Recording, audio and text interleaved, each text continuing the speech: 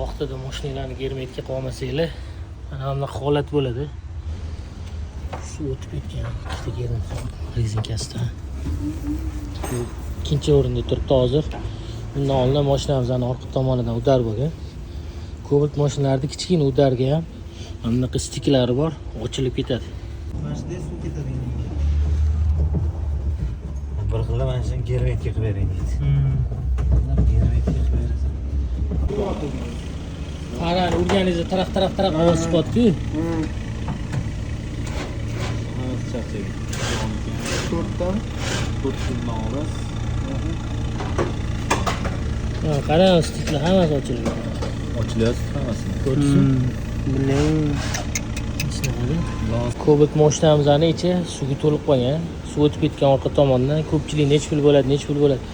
Bunaqa payt bizni ko'rmasdan narx aytolmaymiz. Sababi qarang mana. Mana bu joyda stik yorilgan. Mana bu farani rezinkalari yirtilib ketgan. Mana hammasi yo'da stik.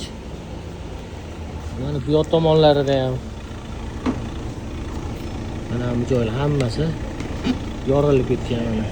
Ko'rayotganmiz mana faran shunday tushyapti. Tepalarni qaranglar, to'liq yorilib ketgan. Mana bu joylardan ham suv o'tib ketgan. Hozir biz buni qo'lni tozaladik, artib loy bo'lib ketuvdi. Mana shu holatlarda narx o'zgaradi. Boshqacha narx bo'ladi, chunki ikkita krilo, ikkita trosini tarafini 200 ming video qo'yganmiz. Bundan oldingi profilda videolari bor.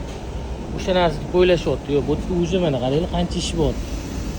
Narsalar yechilyapti, ma'mullar chochilyapti hamma yoq.